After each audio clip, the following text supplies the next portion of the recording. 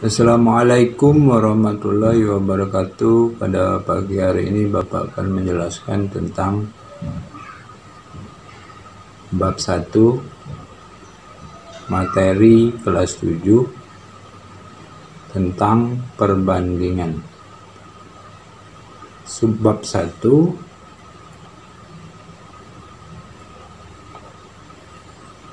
5.1 memahami dan menentukan perbandingan dua besaran. Jadi materi ini belum kepada perhitungan tetapi kepada pemahaman konsep perbandingan dua buah besaran. Nah, apa itu besaran? Besaran adalah satu kesatuan antara nilai dan satuan. Jadi, setiap besaran mempunyai alat ukur tertentu. Misalnya berat, alat ukurnya timbangan, satuannya bisa kilogram, on, dan lain sebagainya. Panjang, besarannya panjang, satuannya bisa kilometer, bisa hektameter, bisa dekameter, bisa meter, bisa sentimeter, atau milimeter. Ini pelajaran di SD ya, tentang satuan. Nah, kemudian akan dilanjutkan dengan latihan soal yang ada di buku paket.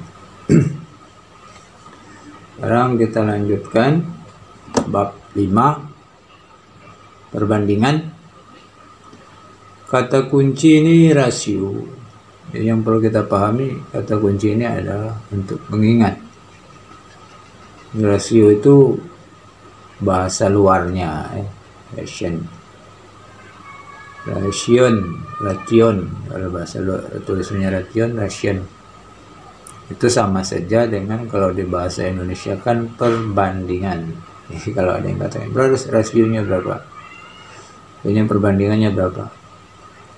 Kalau istilah kerennya proporsi, ya, atau proportion bahasa Inggrisnya. Nah, perbandingan ini kita bagi dua, yaitu perbandingan senilai. Kata kuncinya perbandingan senilai. Kemudian kata kunci berikutnya perbandingan berbalik nilai. Kata kunci berikutnya adalah skala. Jadi banyak masalah dan pengambilan keputusan yang sering kita temui membutuhkan perbandingan atau proporsi. Manakah yang berlari lebih cepat? Kakak yang berlari 8,5 km per jam atau saya yang berlari 16 km dalam 2 jam?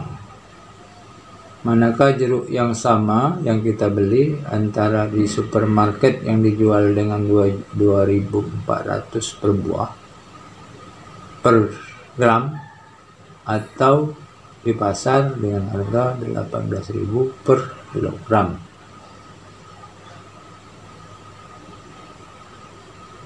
Ali bersepeda sejauh 8 km dengan waktu yang ditempuh 20 menit. Adi bersepeda sejauh 24 km dalam waktu 40 menit.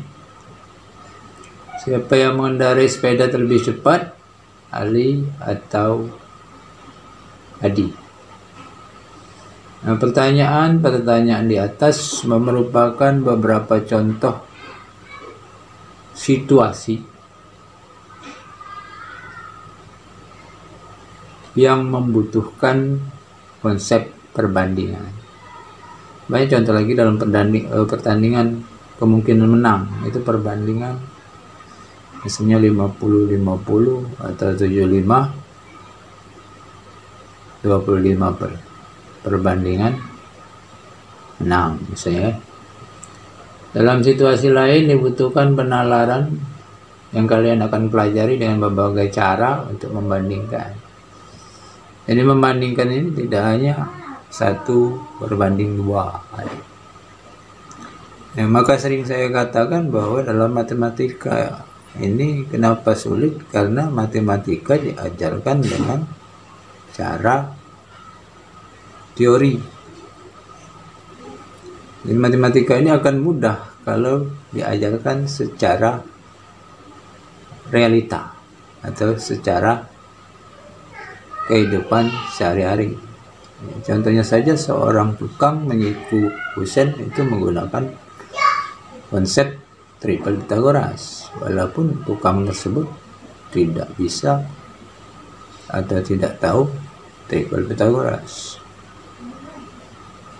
Atau luas persegi panjang, seorang tukang mengukur berapa banyak keramik yang dibutuhkan untuk melantai suatu ruangan, dia menggunakan konsep panjang kali lebar.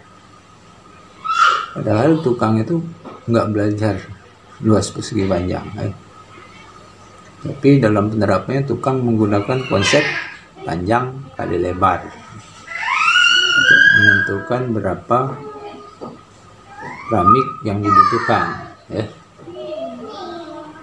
Jadi selain Anda akan mempelajari cara memilih dan menggunakan strategi terbaik untuk menyelesaikan masalah dan membuat keputusan yang berkaitan dengan perbandingan dan proporsi makan itu proporsi, menu itu proporsi. Jadi kalau kita bikin resep, itu resep makanan atau resep obat itu ada proporsi.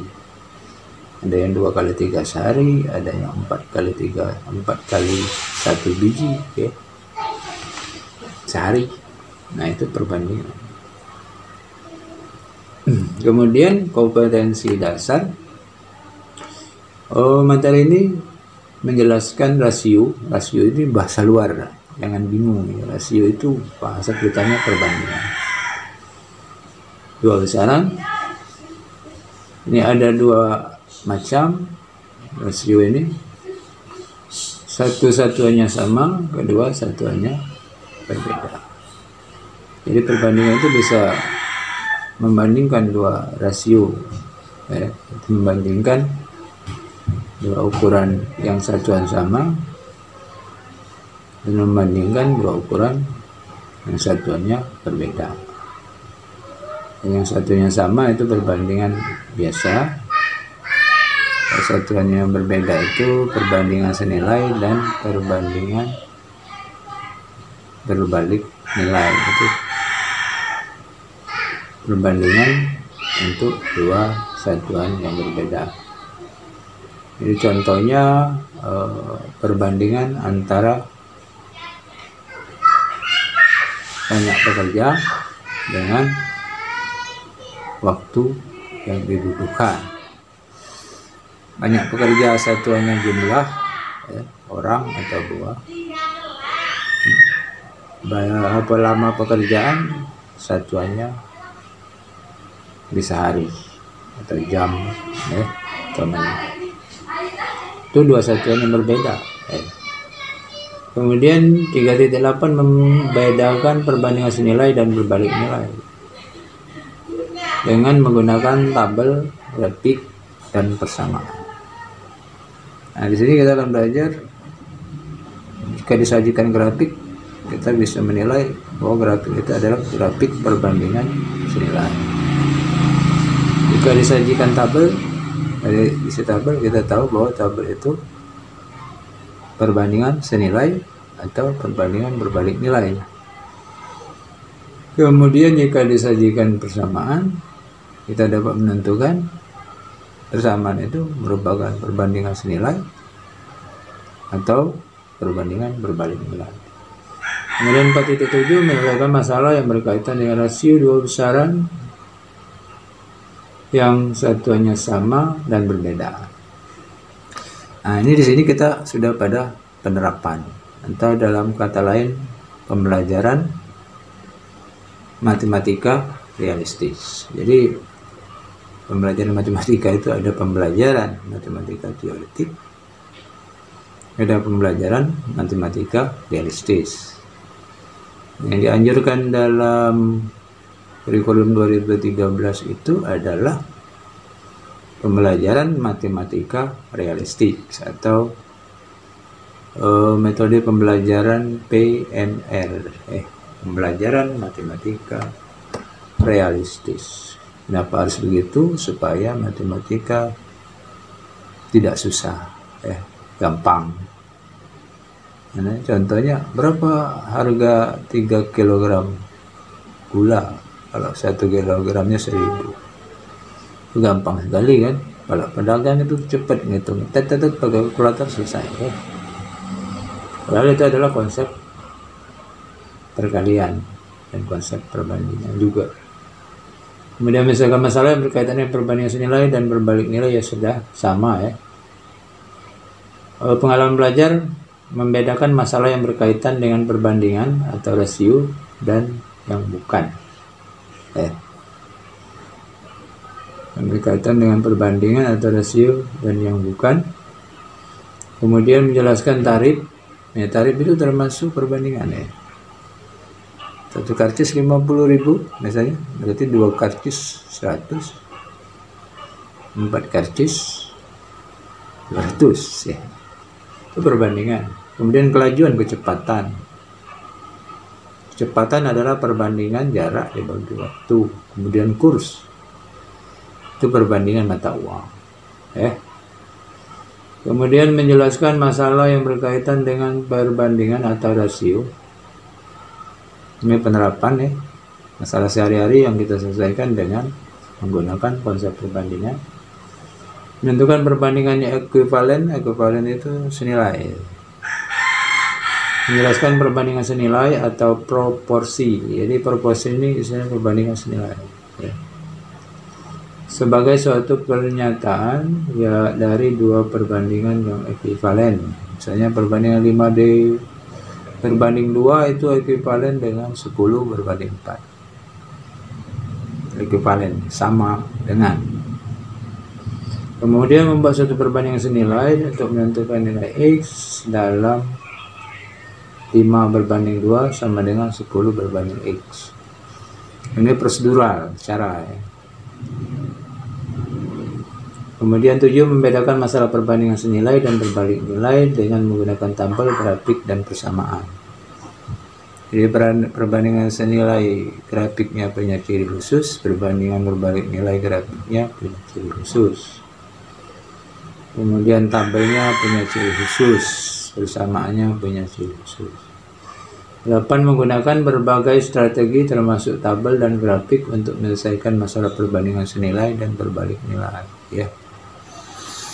Jadi misalnya satu pekerjaan itu selesainya 10 pekerja itu 2 bulan, bagaimana bisa dibuat 1 bulan? Caranya apa? Menambah pekerjaan.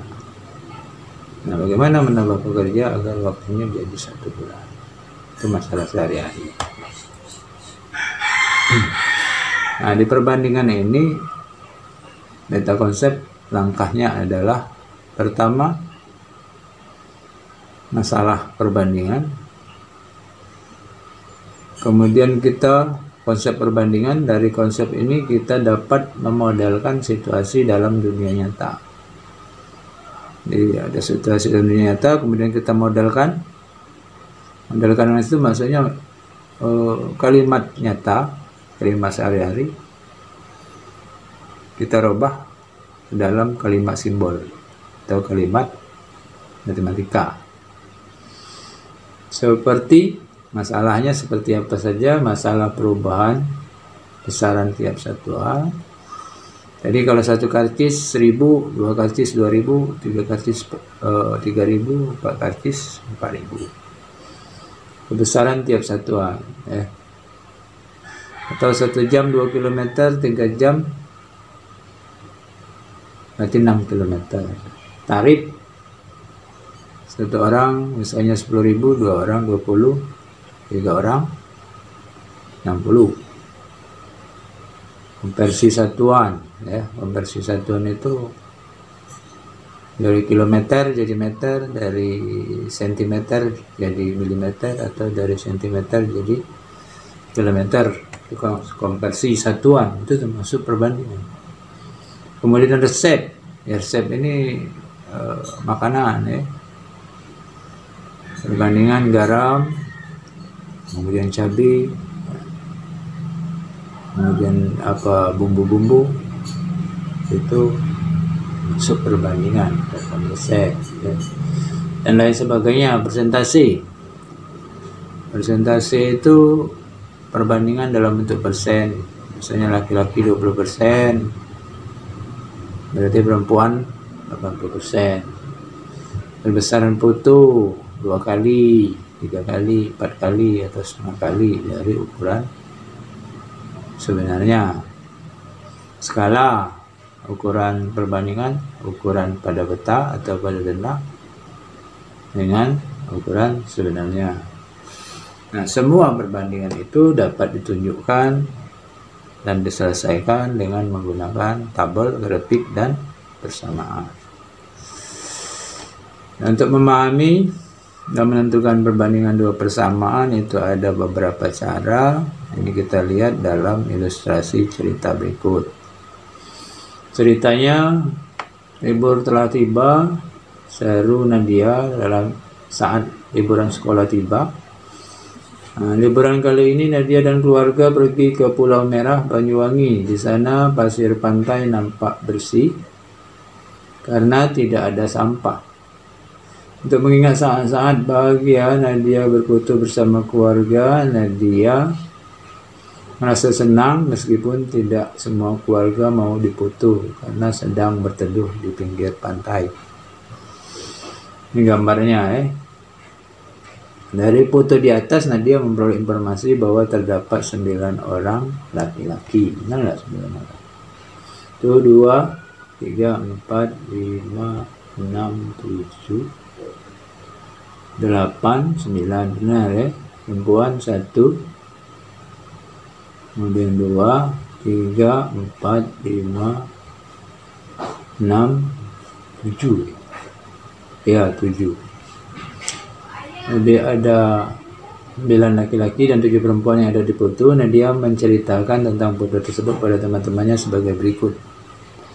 Jadi cerita Nadia ini merupakan cerita perbandingan. 7 dari 16 orang yang ada di foto adalah perempuan. Ini perbandingan 7 di antara. Kemudian cara perbandingan kedua, perbandingan banyak laki-laki dan perempuan adalah 9 berbanding 7.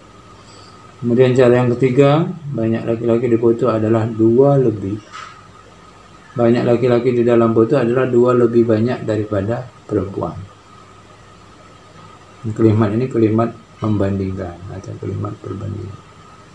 Menurut kalian manakah yang sesuai untuk menyatakan perbandingan banyak laki-laki dan terhadap banyak perempuan di foto di atas? Di foto keluarga Nadia. Mengapa? Ya, mungkin saya milih adalah yang nomor 2 perbandingan banyak laki-laki dan perempuan di foto 9 berbanding 7. Anak-anak boleh pilih yang lain dan berikan alasan. Mengapa? Itu alasan. Jadi konsep di K13 kita tidak hanya menjawab iya atau tidak atau menjawab angka. Tapi yang paling penting adalah bisa memberikan alasan. Semua kenyataan itu benar jika alasannya tepat. Contohnya dulu di dalam ilmu pengetahuan ada teori heliosentris dan ada teori geosentris. Ada teori yang mengatakan bumi pusat tata surya, ada teori yang mengatakan matahari adalah pusat tata surya. Dan kedua pendapat ini diakui dalam sejarah. Karena mereka mempunyai alasan yang berbeda, walaupun sekarang kita pakai teori geosentris, matahari sebagai pusat tata surya. Tapi teori heliosentris tetap diakui. Jadi kita mengajarkan siswa jangan jadi penurut ya, dalam arti yang positif. Begitu guru kasih pendapat, iya pak, benar pak, ya, tidak boleh seperti itu dalam K13. Semua pendapat harus dipertanyakan, semua pendapat harus diteliti sehingga kita mendapat solusi yang terbaik. Untuk membandingkan bilangan dengan tepat, pelajari kegiatan berikut. Untuk menyelidiki berbagai cara, selama kalian menyelesaikan masalah, perhatikan bagaimana perbedaan cara membuat perbandingan akan memberikan pesan yang berbeda. pula pada bilangan yang dibandingkan. Di cara kita membuat perbandingan itu memberikan kesan yang berbeda. Nah, ayo kita mengamati. Kenapa seperti ini di K13? Kita diajarkan biasa mengamati, ya. Jadi ada pesan, ada berita, kita amati dulu, baru mengeluarkan pendapat. Orang yang baik itu pendengar yang baik atau pendengar setia. Dengarkan dulu pendapat orang, baru bantah. Kebanyakan kita kalau nggak respect langsung bantah, nggak respect langsung tidak setuju. Nggak dinilai dulu pendapat orang itu benar atau salah, bagus atau tidak bagus. Makanya K13 itu melatih cara berpikir kritis. Ayo kita mengamati, kita akan menggunakan perbandingan atau rasio untuk membandingkan besaran suatu benda dengan benda lain. Besaran benda yang dimaksud bisa berupa panjang, kecepatan, masa, waktu, banyak benda, dan sebagainya. Perhatikan contoh dan penyelesaian masalah berikut. Jadi mengamati itu tidak hanya benda. Mengamati itu bisa mengamati cara. Ya. Kenapa orang bisa sukses? Kenapa orang bisa kaya misalnya? Jadi kita jangan hanya mengatakan, oh, dia kaya, kita kagum. Oh, dia sukses, kita kagum. Tapi tidak cukup dengan kekaguman tersebut. Kita harus belajar. Kalau dia bisa kaya, kenapa kita nggak bisa kaya? Kalau dia bisa sukses, kenapa kita nggak bisa sukses? Karena manusia itu belajar pola, ya. Pola belajar juga ada. Gaya belajar ada gaya belajar kinestetik, auditoris, dan lain sebagainya. Itu punyalah masalah cara. Contoh 51, siswa di SMP Sukamaju diminta memilih membaca berita melalui media online atau media cetak. Dari 150 siswa, 100 orang memilih media online, 50 orang memilih media cetak. Bagaimana cara kalian membandingkan pilihan siswa membaca melalui media online atau media cetak? Berikut beberapa jawaban dari pertanyaan di atas. A. Sepertiga dari siswa SMP Sukamaju mengikuti survei memilih media cetak untuk membaca berita. B. Rasio banyak siswa yang memilih media online terhadap media cetak 2:1. C. 1 dari 3 siswa memilih media cetak. D. Banyak siswa yang memilih membaca online adalah 50 lebih banyak dari siswa yang membaca berita melalui media cetak. E. Banyak siswa yang membaca online 2 kali lebih lipat dari siswa yang membaca melalui media cetak. Dari kita menanya, dari masalah yang kali kita amati, kalian mungkin bertanya tentang hal berikut. Apakah setiap pernyataan pada penyelesaian di atas telah melaporkan hasil survei secara benar dan akurat terhadap siswa SMP Sukamaju? Jadi kita mengamati sepertiga dari jumlah siswa yang mengikuti survei memilih media cetak. Sepertiga itu berarti 50 berbanding media cetak itu berapa? Media cetak di situ ada 50 siswa, seluruh siswa ada 150. Berarti perbandingan anak yang memilih media cetak adalah 50 plus 150. Kalau kita sederhanakan sama dengan 1/3. Jadi pernyataan A itu sudah mewakili kenyataan yang sesungguhnya. Kemudian rasio banyak siswa memilih media online terhadap media cetak 2/1. Berarti di sini 100 banding 50, benar 2/1. Kemudian 1 dari 3 siswa memilih media cetak, benar juga. Karena perbandingannya adalah 1/3. Jadi setiap 3 siswa akan ada 1 yang memilih media cetak. Banyak siswa yang memilih membaca online adalah 50 lebih banyak dari siswa yang membaca berita melalui media cetak. 50, 100 berarti yang membaca media online itu 50 lebihnya dari media cetak. Dan siswa yang membaca online 2 kali lipat dari siswa yang membaca melalui media cetak, benar. Hanya di dalam perbandingan ini kita tidak tahu jumlah seluruhnya, jadi sudah dalam bentuk perbandingan. Bandingkan pernyataan D dan E, manakah yang lebih jelas dalam membandingkan? Jelaskan. D dan E, banyak siswa yang memilih membaca online 50 lebih banyak dari siswa yang membaca media cetak. Dan siswa yang membaca online 2 kali lipat dari siswa yang membaca media cetak. Yang lebih jelas itu D ya. Karena apa? Karena jumlahnya itu jelas 50. Kalau 2 kali dari 50 itu 100 ya. Kalau 50 lebih banyak, oh bisa jadi ya 50 lebih banyak, bisa jumlahnya itu enggak 150 ya. Banyak siswa yang membaca online 2 kali lipat dari siswa yang membaca media cetak. Ya, yang lebih tepat iya, karena mewakili situasi yang sebenarnya.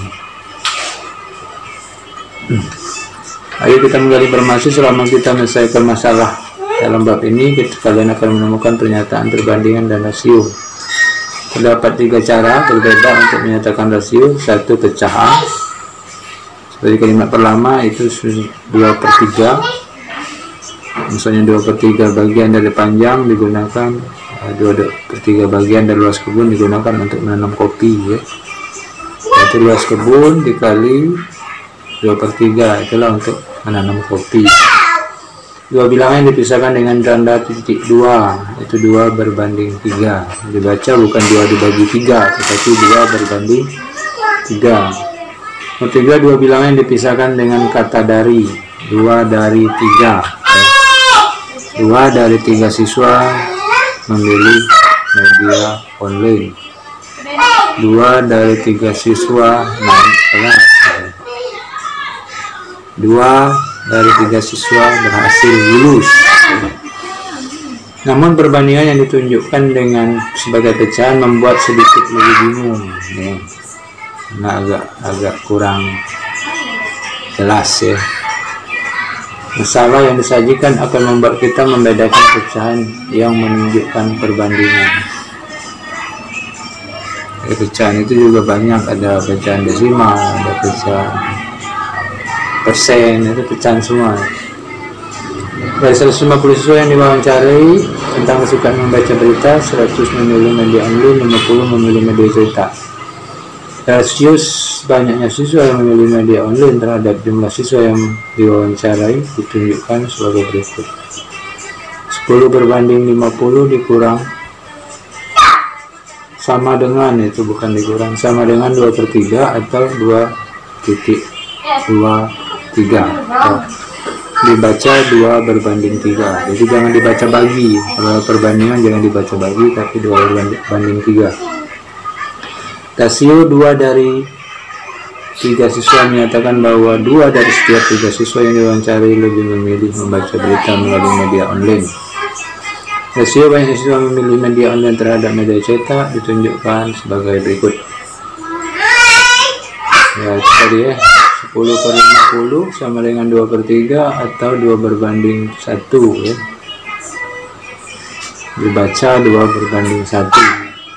Rasio 2 dari 1 menyatakan bahwa setiap 2 siswa yang memilih membaca berita melalui media online terdapat 1 siswa yang memilih media cetak. Ita dan Doni adalah teman sekelas. Rumah Ita berjarak 50 meter dari sekolah. Rumah Doni berjarak 1,5 km dari sekolah. Berapa perbandingan jarak rumah itu dan Ita dan Doni dari sekolah? Alternatifnya sama salah. Jarak rumah Ita dari sekolah 500 meter, jarak dari rumah sekolah 1,5. Perbandingan jarak antara rumah Ita dan jarak rumah Doni dari sekolah adalah 50 berbanding 1500 sama dengan 1/3 atau dalam bentuk pecahan 1/3. Perbandingan jarak rumah Doni terhadap jarak rumah Ita dari sekolah adalah 1500/500 atau 3/1, atau jarak rumah Doni dari sekolah 3 kali jarak rumah Ita dari sekolah. Nah, sekarang ayo kita menalar. Menalar ini maksudnya berpikir. Untuk apa? Untuk mengambil suatu kesimpulan. Setelah kalian mengamati, menanya, menggali informasi, tuliskan jawaban pertanyaan berikut pada buku catatan kalian dan diskusikan dengan teman sekelasnya. Inilah konsep ke-13, mengamati, menanya, dan menalar. Setelah menalar, kita mengambil suatu kesimpulan, itu namanya mengasosiasikan. Bagaimana satuan kedua ukuran? Bagaimanakah satuan kedua ukuran dalam menyatakan rasio? Jawabannya apa? Harus sama. Jadi kalau satuannya berbeda, caranya harus kita buat sama. Tadi kilometer dan meter. Supaya sama diapakan? Dikonversi. Satuannya dibikin sama. Ya. Jadi cara menyatakan perbandingan dengan satuan yang berbeda, satuannya harus kita buat sama. Bagaimanakah pengaruh urutan bilangan-bilangan pada dalam rasio untuk memiliki arti yang berbeda jika dipertukarkan? Jelaskan. Ya. Kalau perbandingannya jarak rumah Ita dan Doni itu tadi berapa? Jarak rumah Ita dan Doni berarti 1/3. Kalau kita tukar jarak rumah Doni dan Ita itu berapa itu? Kalau jarak rumah Doni dan Ita perbandingan jarak rumah Doni dan Ita itu 3/1. Kalau perbandingan jarak rumah Ita dan Doni itu 1/3. Jadi kalau letaknya dipertukarkan, maka artinya bentuk perbandingannya berubah atau berbeda.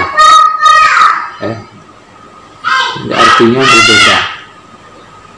Kalau 1/3 rumah Ita dan jarak rumah Ita dan jarak rumah Doni, kalau 3/1 jarak rumah Doni berbanding jarak rumah Ita. Lalu mendengar dari guru bahwa perbandingan laki-laki terhadap perempuan dalam kelasnya tahun ajaran baru ada 5/4. Dia bilang, apakah perbandingan 5/4 ini berarti hanya ada 5 orang laki-laki di kelas saya? Bagaimana tanggapannya? Perbandingan itu pecahan. Pecahan itu ada pecahan senilai. Jadi 5/4 bukan berarti ada 5 siswa dan 4 siswa, berarti total siswanya ada 9. tetapi perbandingan jumlahnya itu 5 berbanding 4. Jadi bisa 5 berbanding 4, bisa 10 berbanding 8, ya. Bisa 15 berbanding 12, ya. Bisa 50 berbanding 40. Jadi bukan seperti itu, ya. Marisa dan Nadia mengikuti perkemahan Sabtu Minggu. Setiap siswa yang mengikuti menyiapkan makanan saat makan tiba. Minggu pagi, Marisa dan Nadia bertugas membuat es jeruk untuk semua peserta bersami. Mereka berdua berniat membuat es jeruk dengan mencampur air putih dan perasan air jeruk. Untuk menentukan minuman yang enak, mereka menetapkan beberapa campuran dicoba. Nah, ini berkaitan dengan resep, ya. Resep itu termasuk perbandingan. Jadi perbandingan ini tidak hanya masalah luas panjang, ya. Dalam kehidupan nyata perbandingan juga dipakai dalam resep atau menu. Contohnya di situ campuran A 2 gelas perasan jeruk berbanding 3 gelas air putih. Ini jumlahnya ini skala besar, ya. Jadi kalau resepnya sudah tepat, rasanya enak, ya. Maka orang sering kalau di TV acara MasterChef, mengapa masakan itu enak dan bisa dibakukan karena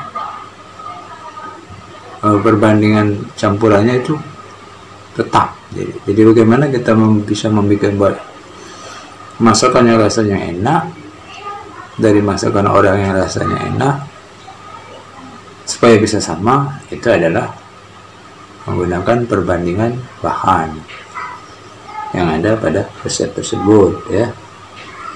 Campuran B 5 gelas berbanding 9 gelas air putih. Campuran C 1 gelas berbanding 2 gelas air putih. Campuran D 3 gelas berbanding 5 gelas air putih. Campuran manakah yang rasanya paling kuat? Jelaskan alasan kalian. Yang paling kuat jelas yang perasan air jeruknya lebih banyak, ya. Jadi kita melihatnya 2 banding 3. Nah, itu untuk menilainya kita buat perbandingan, samakan penyebutnya, ya. Jadi itu 9, 3, 2, 5. Nah, berarti dibuat penyebutnya 90, ya. Karena KPK dari 3 9 dan 5 itu KPK-nya 9 kali 2 dikali 5, 18 kali 5 itu 90, ya. Jadi gelasnya dibuat 90, dijadikan perbandingan, baru kita bisa menentukan manakah rasa yang paling kuat.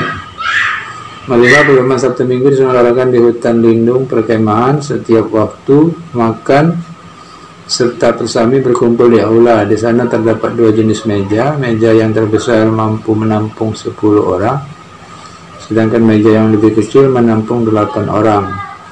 Mereka sarapan telur dadar sebagai lauk.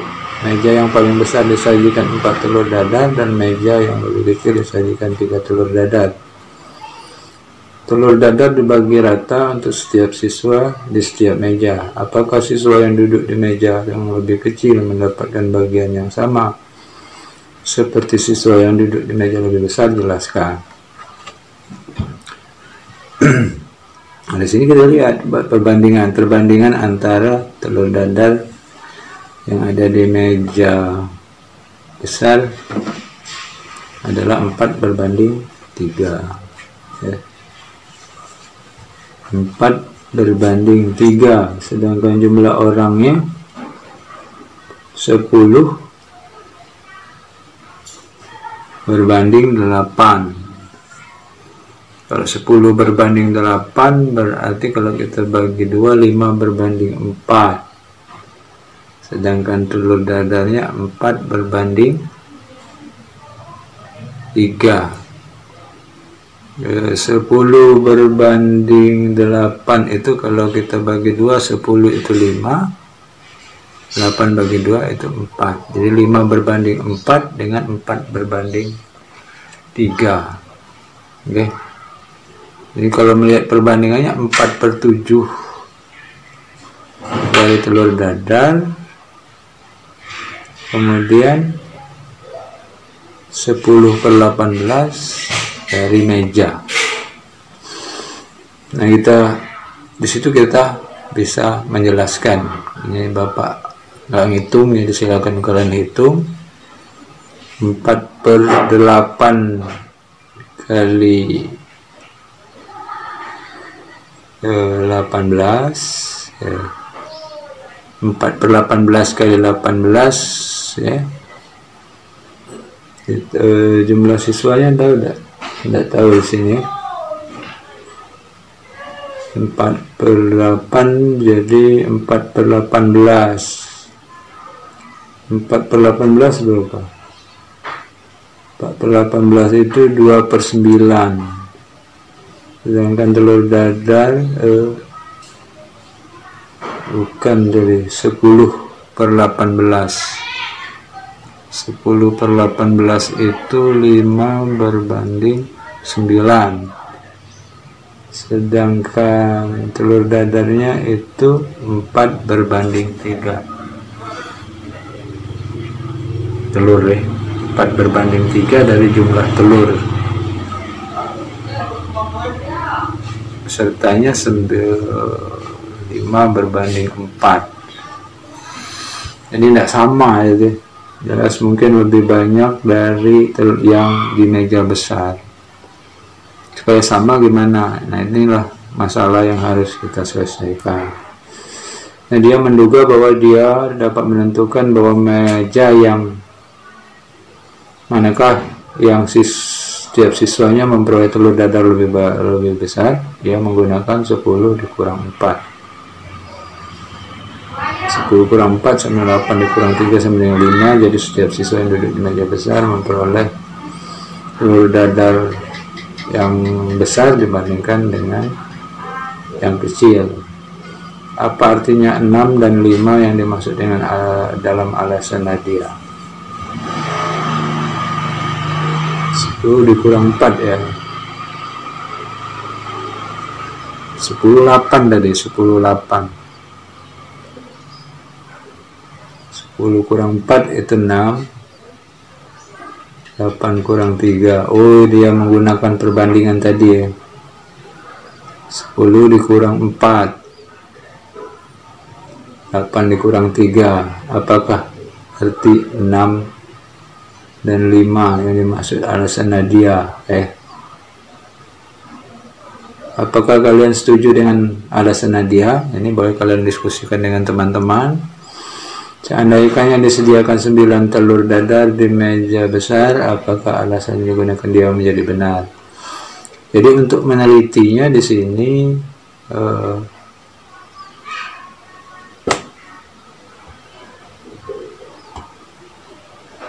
untuk menelitinya kita harus apa?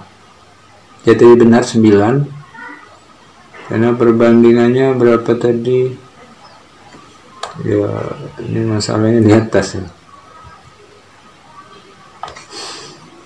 Jadi perbandingannya tadi 4/3 ya jumlah telur dadarnya. Kalau 9 berarti nggak benar ya. Seandainya diambil 9 telur dadar, 4/3.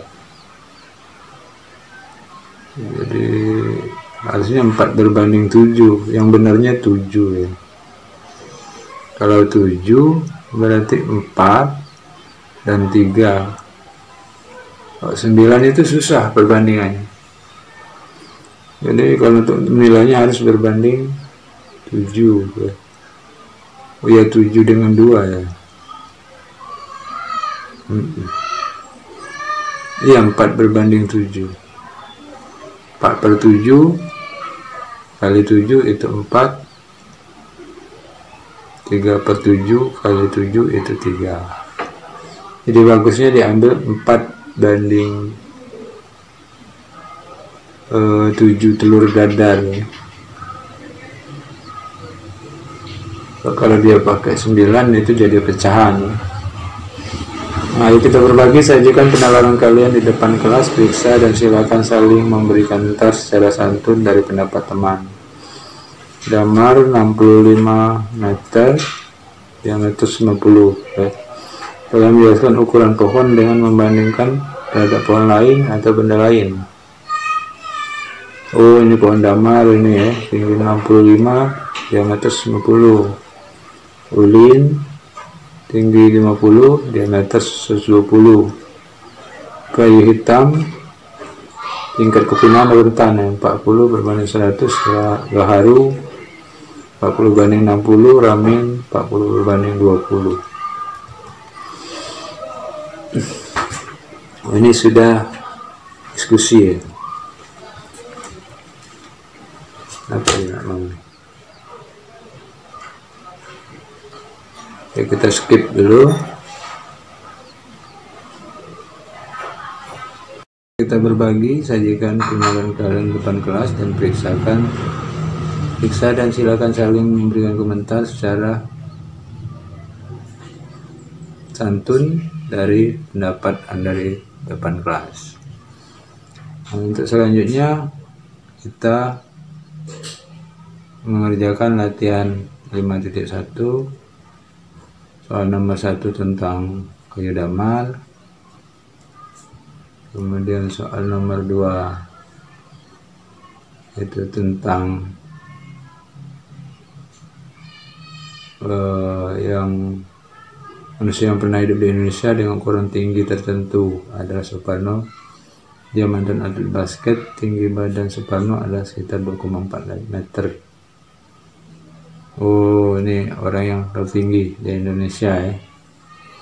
Nah, semua ini dalam soal-soal K13 itu berbeda dengan soal-soal di buku lain. Dia menuntut soal HOT ya. Soal HOT itu soal apa? Soal HOT itu adalah soal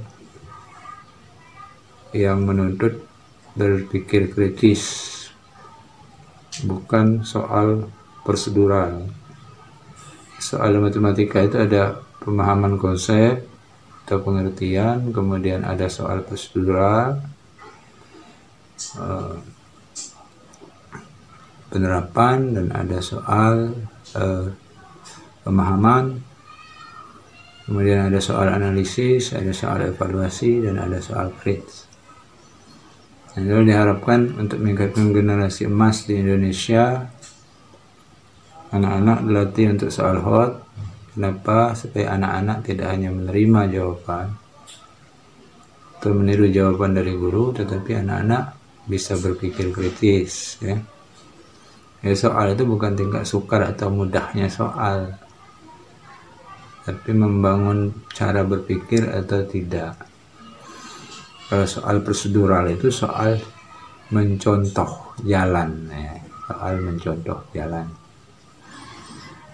Akhirnya siswa tidak mikir. Kadang-kadang gurunya juga ada yang berpikir tidak sama jawaban dengan guru, salah, karena sudah terlatih dengan cara berpikir prosedural.